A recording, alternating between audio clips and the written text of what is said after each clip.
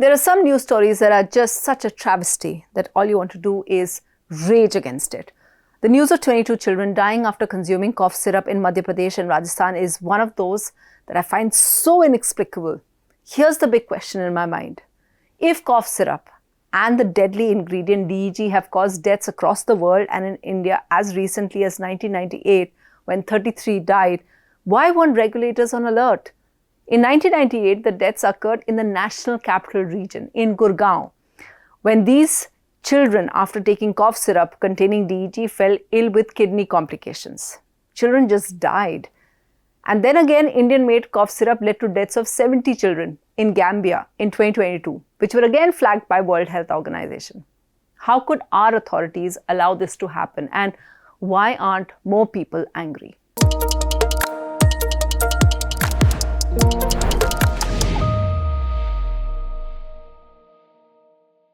Let me recap this horror story for you that has been unfolding this past week. The latest round of deaths of children have been traced to a company in Tamil Nadu and a cough syrup called Cold Drift. The owner, G. Ranganathan, has just been arrested because when the drug regulators finally woke up and tested samples from this unit after the deaths were reported, they found serious contamination. The killer ingredient DEG or Diethylene Glycol is used in brake fluids, paints and antifreeze. It's a colorless, viscous liquid, and the possible reason why it could be used is because it is sweet. But guess what the permissible limit is? 0.01%.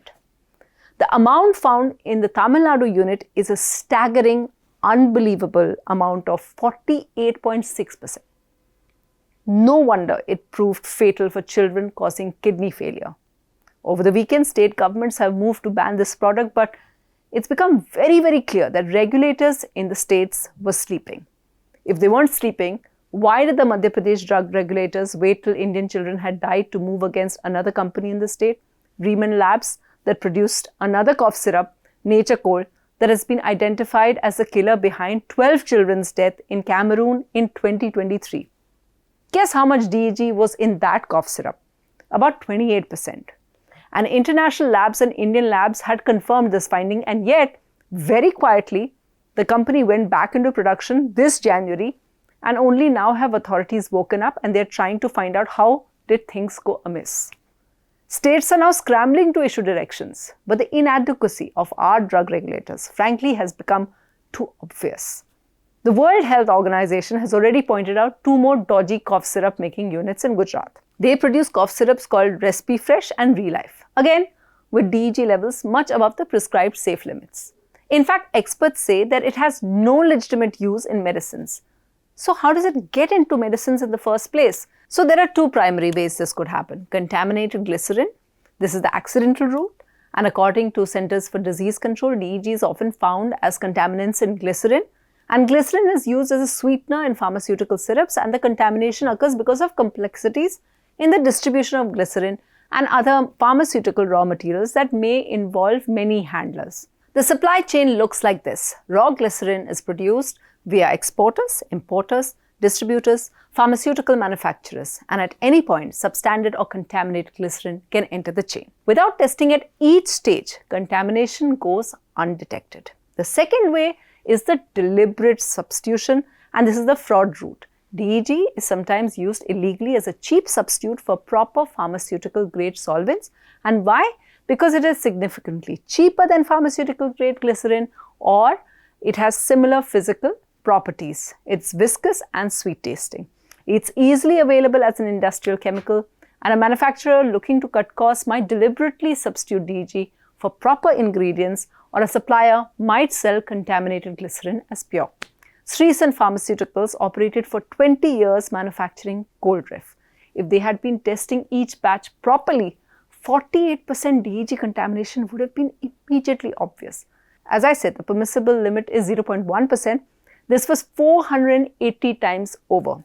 The DCGI's directive also highlighted another gap. Manufacturers don't have robust vendor qualification systems in place to ensure raw materials come from reliable, approved vendors only. This means no verification of supplier credentials, no audit trails for raw material sources, no quality certificates or testing reports from suppliers, manufacturers, accepting materials from unknown or unverified sources. Now, we hope that this incident causes drug regulators to really become alert and keep a closer watch. But let me give you one example of our lackadaisical approach compared to how these things should really be tackled. As one expert, Amitabh Banerjee, pointed out in his opinion piece, America also had a DEG poisoning incident way back in 1937 when more than 100 people died. The difference between us and them is that since then, the US changed its laws and ensured that such a tragedy never happens again.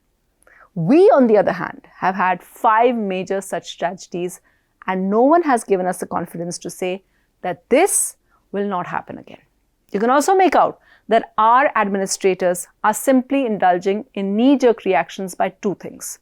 Even before the manufacturer in Tamil Nadu was arrested, who was the first arrest? The Madhya Pradesh pediatrician who had prescribed the dodgy medicine.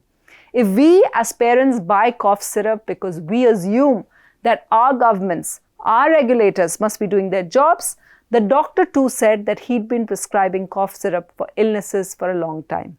It's the testing and checks that had erred and not really the doctor.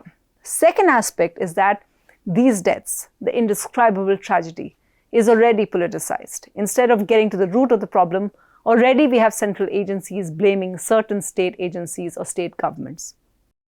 When WHO flags our medicines, it's a collective embarrassment for all of us, and not just Tamil Nadu and Gujarat, where these units are located. The Indian drug industry has aspirations of being pharmacy to the world, but incidents like these are a major blow for our image.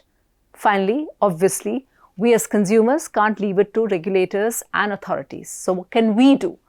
First, don't use cough syrup in children under 4, and definitely not without doctor supervision. And maybe make some noise about this issue on social media or whatever platform. Getting angry and demanding action may be the only way that policymakers sit up and take notice and ensure that another child doesn't die from cough syrup poisoning again.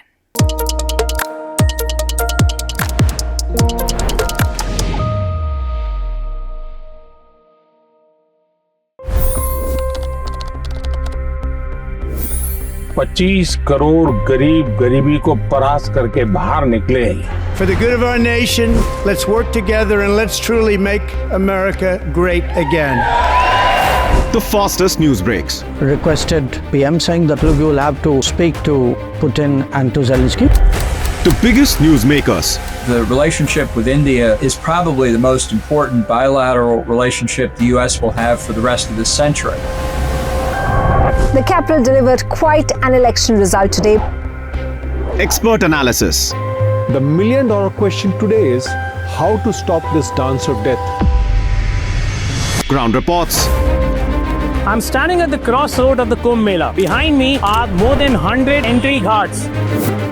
Long-form interviews. Exclusionary politics is reflected in Manipur case as well. You don't bother because this is a small state. Deep dive into burning issues. It's often said DRC could be the richest country in the whole world. It's because of what sits underneath. Why exactly did the US topple the Sheikh Hasina government?